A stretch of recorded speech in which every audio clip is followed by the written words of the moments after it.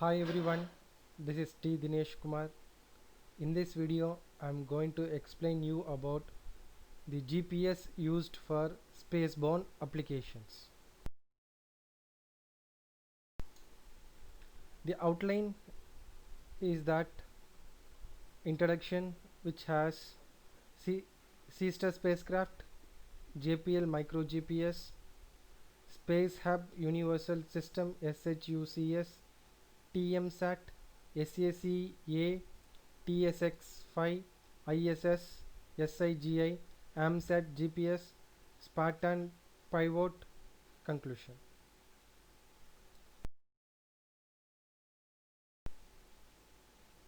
The GPS technology holds great promise for terrestrial as well as space-based users. The world is just beginning to understand the tremendous benefits and great potential that this technology can deliver to the military and civilian transportation industry. Safe air travel, improvements in search, rescue systems, improved earthquake monitoring, tractor trailer tracking, enhanced farming techniques are just some of the terrestrial based spin offs from this technology. Handheld GPS are now available for less than $100 and millions are being sold each and every year. The benefits of this technology on Earth is extensive. The benefits are equally extensive for spacecraft and space systems also. Significant reductions in spacecraft costs, improvements in spacecraft autonomy, and new revolutionary scientific approaches can be accomplished through the infusion of this technology on spacecraft and spacecraft constellations of the future. While this technology holds great promise, its incorporation on spacecraft has been delayed for several reasons.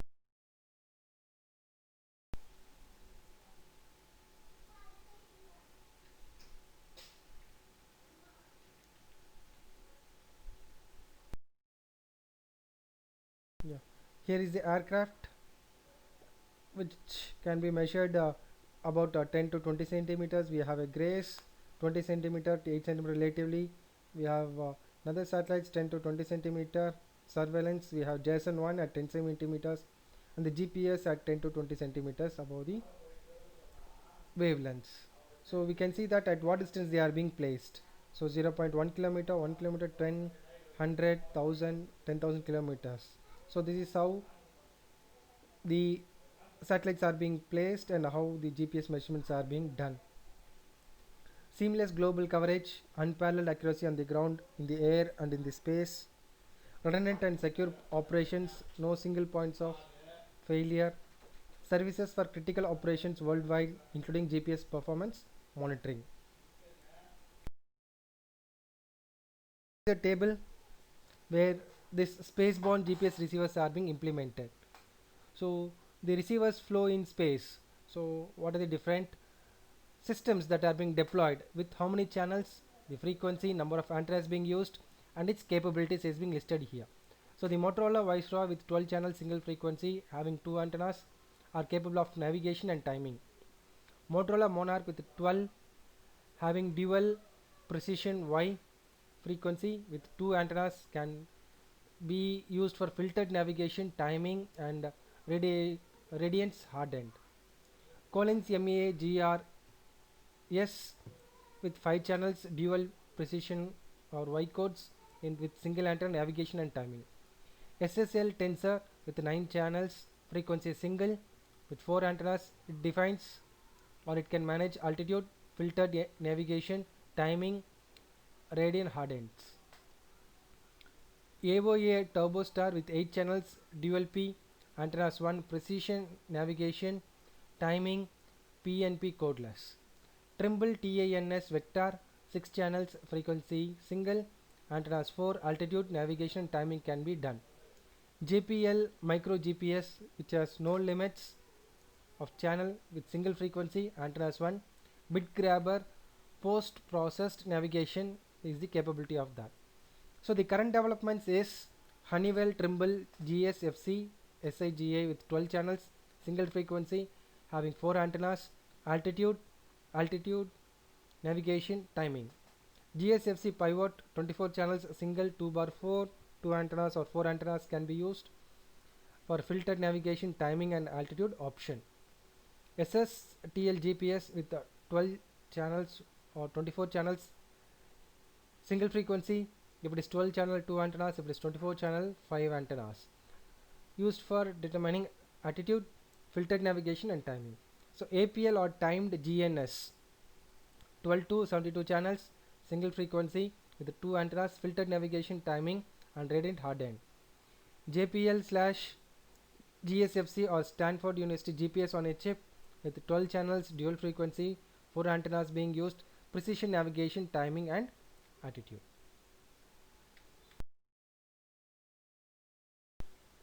Seastar spacecraft developed by Orbital that includes the Gödel Seavis instrument. It was launched on August 1997 and is currently in a 705 km sun synchronous orbit.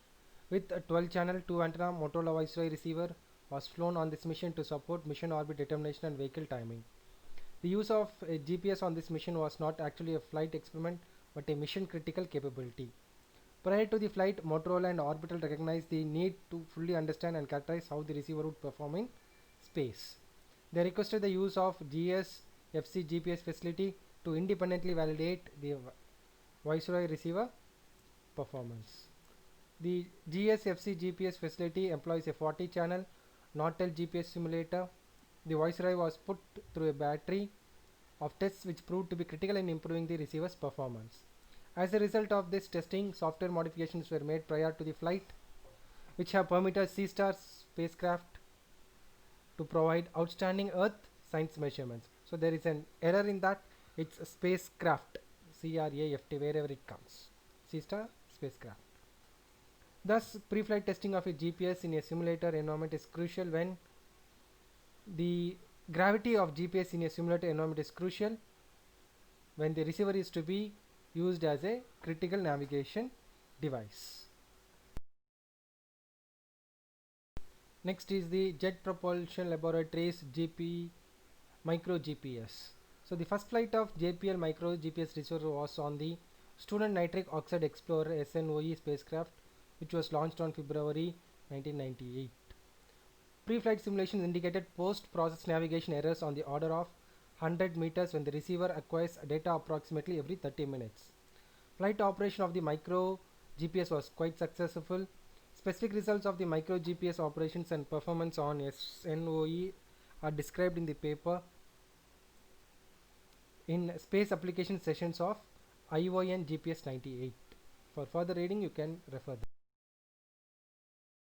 Space Hub Universal Communication System SHUCS, which uses a flat panel L-band phased array antenna mounted on a 2-axis pointing system to communicate through an Inmarsat satellite. SHUCS is mounted on top of the Space Hub. Space Hub is a reusable commercial habitation module that is flown in the orbiter cargo bay, which is similar to the TAPS system described in the earlier classes, providing telephone, voice, fax and some video communications between scientists on the ground and the orbiting crew. Using this, the science customers can receive up to 464 kilobits per second channels of data directly from their experiment and can send data commands in real time bypassing the NASA communication networks. The antenna pointing system is controlled by the Trimble TANS vector navigation and altitude receiver provided by the NASA Goddard. The TMSAT,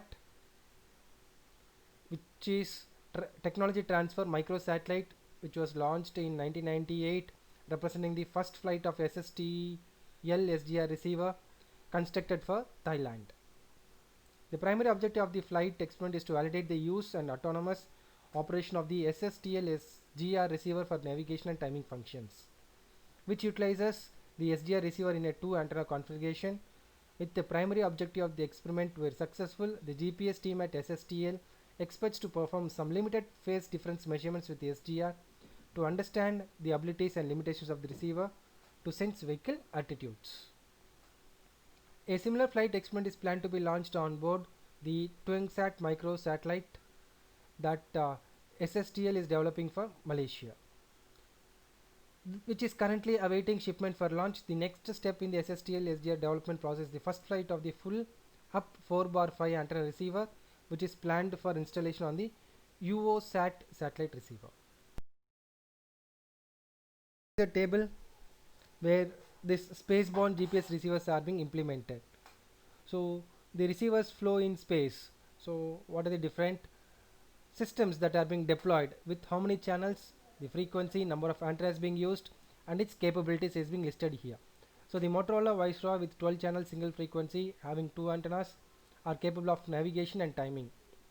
Motorola Monarch with 12 having dual precision Y frequency with 2 antennas can be used. The TSX-5, which is Tri-Service Experiments Mission 5. This used 2 primary instruments on the Air Force sponsored for monitoring. These include the Space Technology Research Vehicle 2 STRV2 and Compact Environmental Anemometer Sensor (CEAS). This instrument collects IR background data for phenomenological analysis. It demonstrates a laser communication downlink capability which demonstrates vibration isolation and suppression technologies.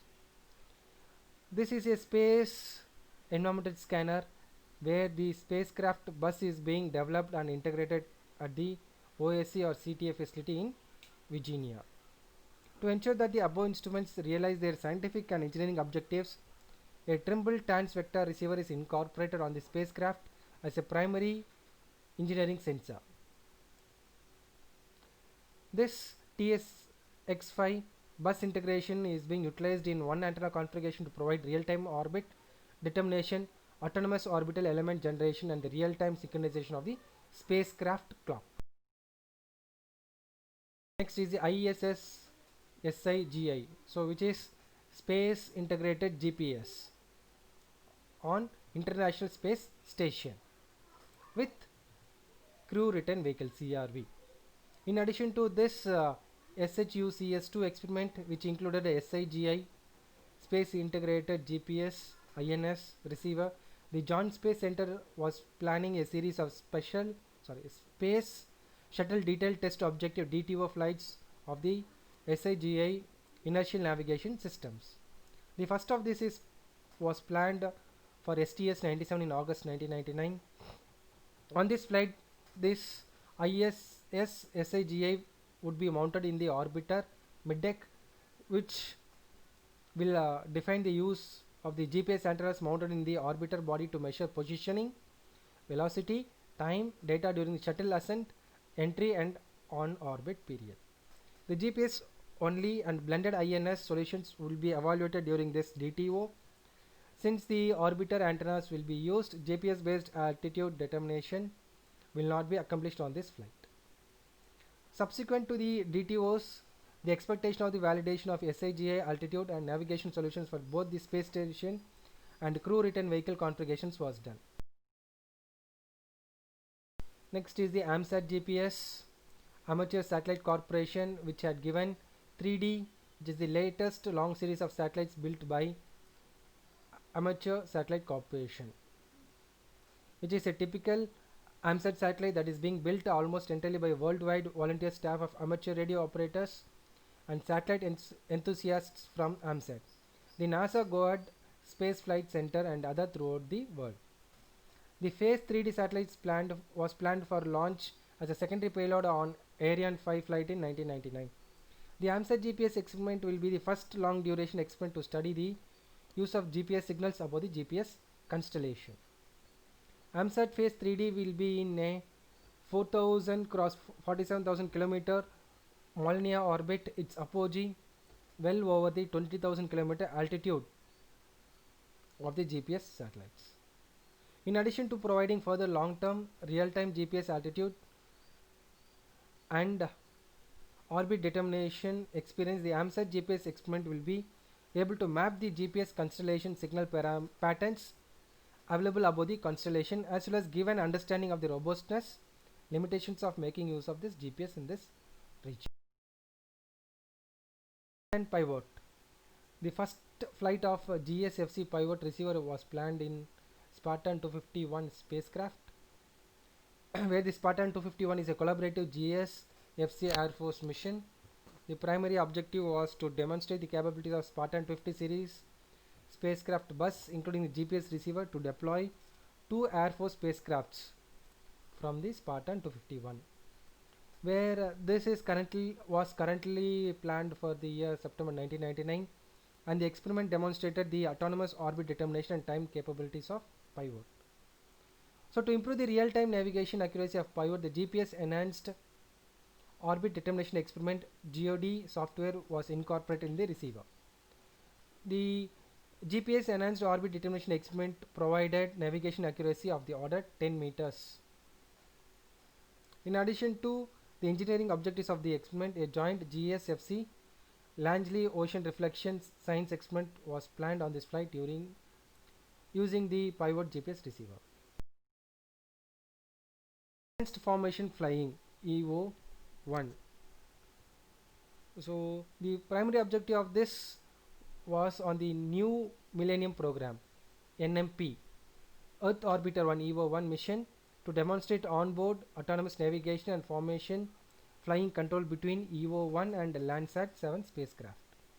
An automated mission design and automated maneuver planning AutoCon, which was developed by AI Solutions under direction of Goad GNC team, has been used for operation mission design. AutoCon is being modified to operate on board the spacecraft to support autonomous formation flying. This will be accomplished by having the flight control system planning a maneuver that places EO1 with 1 minute of separation from Landsat 7 and then maintain that separation to a tight tolerance of 6 seconds for an extended period of time. Flight validation was scheduled for in 1999. The GSFC developed algorithms and softwares for this demonstration, which used a modular approach so they can easily be incorporated on future Earth orbiting missions. These algorithms used fuzzy logic engines for constraint checking and control of the formation flying algorithms. Space shuttle flights. Since 1993, engineers at the NASA Johnson Space Center have sponsored several different experiments to validate the concepts required to fly GPS as in an inline avionics component on the US space shuttles. The current phase of shuttle or GPS operation is the use of a precise positioning service PPS receiver as a single string navigation device. A Rockwell Collins MAGR or S receiver was chosen for this phase of the development effect. During the flights, the navigation data is downlinked to the ground and is available in real time on the astronaut crew displays. During landing, the GPS system performance will be compared to the results obtained by the TACAN, the primary shuttle navigation device.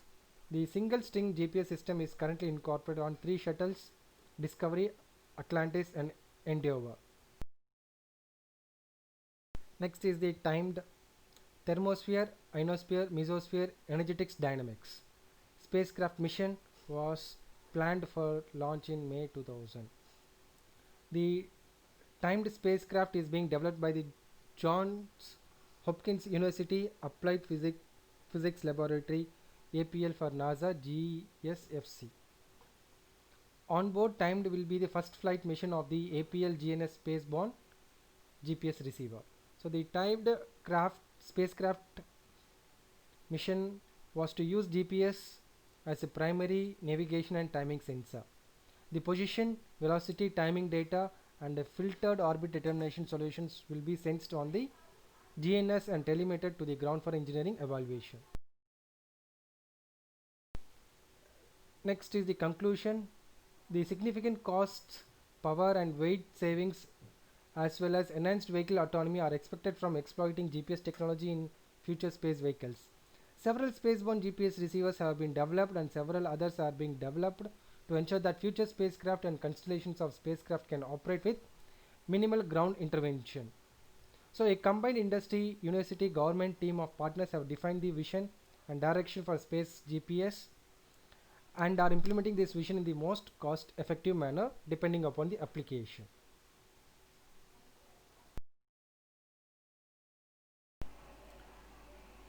References for my presentation is Lange RB, why is the GPS signal so complex in the GPS world? Ben Hoffman, Wellenhoff, H. Liginger and J. Collins, GPS theory and practice. Alenic GPS satellite surveying, John Willisons. Wells D. et al. Guide to GPS positioning.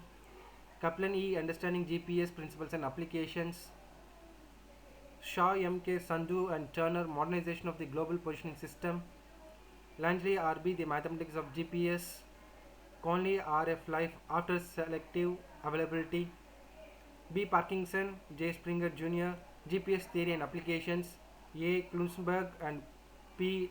Tunising, GPS for geodesy. Ahmed L. Rabani, Introduction to GPS, the global positioning system.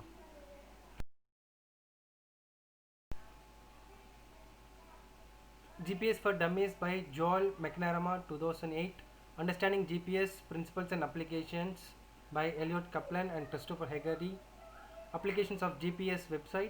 Civilian applications of GPS website. GPS World website. A Guide to GLONASS website. Official Galileo homepage website. Ice Shelf Tidal Animations website.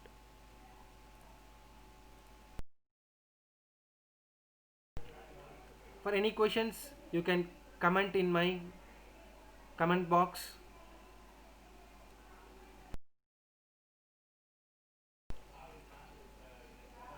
For further videos, kindly subscribe to my channel. Thank you.